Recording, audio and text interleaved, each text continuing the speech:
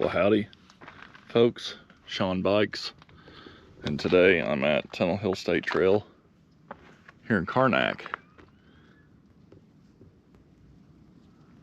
So, Karnak, Illinois. This is the southernmost terminus of the trail. Wetland center's down that way. I guess that's could be the southernmost terminus, maybe. I don't know. But really, this is the southernmost terminus of where the track was.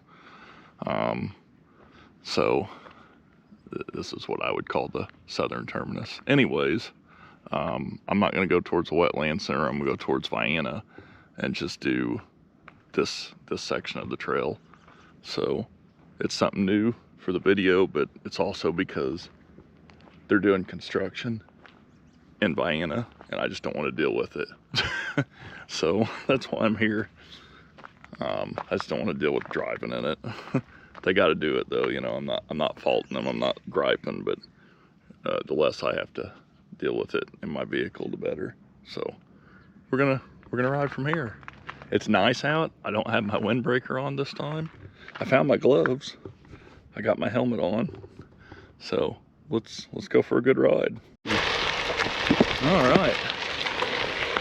Entering the little hamlet of Belknap.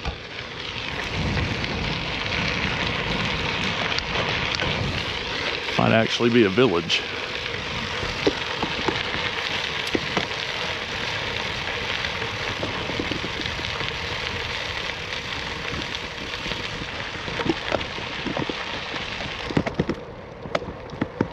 Not a whole lot goes on here. It's a little town. There's a little rest stop. A couple places to park on the side of the road. I do notice they recently blacktopped the highway through here. That's pretty nice. I'm sure the residents enjoy that. But that's about the gist of Belknap.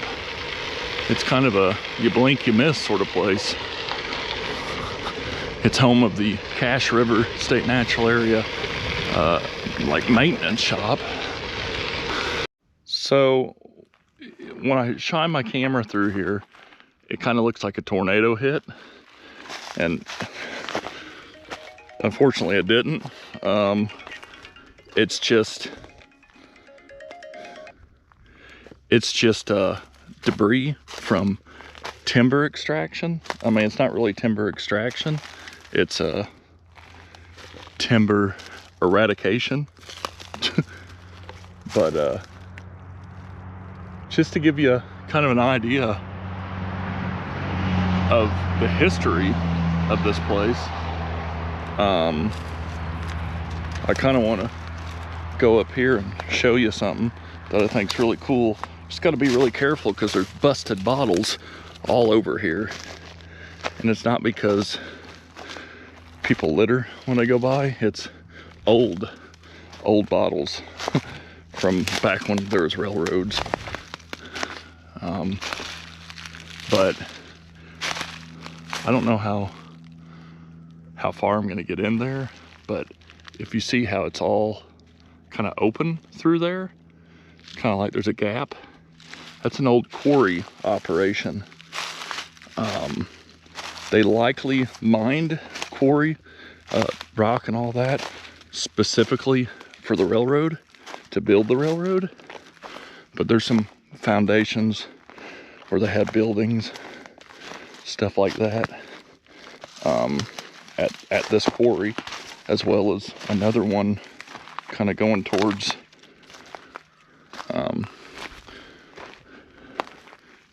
the tunnel where the river to river trail and all that crosses. So that's kind of some of the history, the historical aspects. I kind of wish they would clear debris and everything and put some sort of sign up. I'm president of Friends of the Tunnel Hill State Trail, and that might be something I eventually try to get going, just for some history, because it kind of makes this trail more engaging if you put stuff up like that. But it's really cool. There's a lot of junk in it where people over the years have dumped their junk. Unfortunately, you're gonna get people like that. It's locals, it's just trashy locals. But and most of them are locals from the past. A lot of people nowadays don't do that. You know, the trashier people they just junk it in their yard. But anyway, that's what that is. It's really interesting. And we found it by accident just because we went exploring state land. Unprotected crossing. I just want to point it out, even though it's signed. It is a unprotected railroad crossing. That means there's no gates, there's no alarms, there's no lights. All there is a railroad track, some stop signs, an unprotected crossing sign, railroad indicators, and that's it. I've seen trains come through here. They come through pretty quick. Quick enough where you can get ran over. So try to be cautious around this track. Slow down, take your earbuds out. If there's any problems, there's an emergency number. It's BNSF Railroad, Burlington Northern Santa Fe. Just be careful. So this is a nice little stretch on the trail here, and I like to call it Tunnel Hill Snake Road, because there's typically snakes when it's warm like this on the road sunning. May or may not see some today. It may still be a little chilly in the morning for them to really get out, but they're definitely in the water there. A lot of cottonmouth, water snakes. Feel like mud snakes are over here. I've seen a mud snake not too far. It's just like a little swampy area where the power lines cut out, and it's a neat little spot. But I can usually see snakes, so I always tell people kind of go a little slow, use some caution coming through here, because you know, there is cottonmouth, they are venomous. But for the most part, it's you'll end up killing them before they hurt you, and we don't want to do that. You know, we want nature to thrive. So I've stopped here on this trestle because I seen a really pretty scene. I just want to share it with you all right here. Isn't that beautiful? I just think that's amazing looking. This creek, it goes through here, and it just, you can see all the different, you know, trees down in the water, and just the reflections, and it just goes straight through. It's just, I don't know, something about that is so pretty. Okay. Can't have this thing in the way, slapping cyclists like me who don't pay attention. So gonna try to move that. Should be easy enough, I would think. Maybe. Yeah.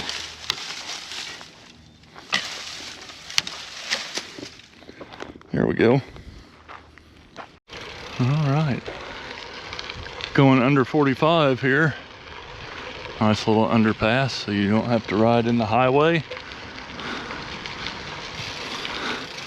So, kind of a cool area that's a little sentimental to me, because it's been some years ago, probably like 6-7 years ago, I came up here and there was a snake, and I stopped, and I didn't know what kind of snake it was, because back then I didn't know anything about snakes.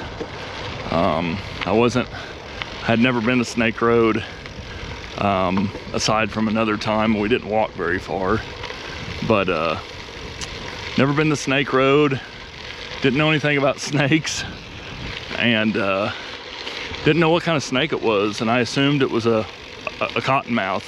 And back then I assumed it was poisonous, even though none of them are poisonous or venomous. But I didn't know that. You know, I was not in the know with snakes.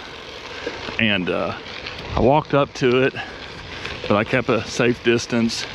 And I noticed it had just an unusual looking color. It was all black, and it had all this red on its belly. Lo and behold, it wasn't a cottonmouth, it was a mud snake. I've never seen a mud snake until then. Mud snakes are kind of like the crown jewel of snake watchers, herpers in this area. They love mud snakes. Kathy Jennings was the one who commented on that and told me what it was, and she was nice about it. Some of the snake watchers aren't very nice when you know, misidentify, and they kind of call you names and stuff, and Kathy was really nice to me. So, you know, I appreciate that. That was my first really interaction with Kathy, and now I know her, and she's a really good friend. What's nice about this trail section is I don't really have to leave the trail and go lap in the park or take an alternative trail in order to get my 10 mile or my 20 miles in, because I'll get over 10 miles making it up to the highway here. I'm not going to go past. I'm just going to turn around at the highway and go back. Just really getting my 20 miles in. All right, folks, I've turned around, heading back. I did notice that they are doing construction again today, and they have the road shut down to both ways. So, you know, they're letting like a certain amount go first, then the other side goes next. I was in the roundabout for like 15 minutes yesterday, waiting on it. I'm not griping, they got to do it. You know, it's all gonna be good at the end. It's construction, it's new roads. It's better for congestion and even for tourism with the cycling. Cyclists be able to go visit the restaurants. Be a lot easier for them to get there. People and family to walk. So even to the naysayers who didn't like the idea, it kind of benefits their local economy. But so I'm glad I started at Karnak though, because it had just been kind of a hassle. Like I said, I'm not griping, but you know, there's many sections of this trail that are neglected by users because everyone just wants to do to the tunnel and back from Vienna. So at least I'm kind of getting out there and using other sections, because this is a nice section. So next week I'll probably ride again. I think I might start at Tunnel Hill and ride to, you know, Carrier Mills or something like that and back. So I didn't really do an outro. So I decided to come to a really easy spot that's easy to get to. It's actually like a less than 100-foot hike, and it's to a really cool spot. Hopefully it's not too soggy. It's pretty soggy, but it's a good place to do an outro, which is why I'm here, getting into the sogginess.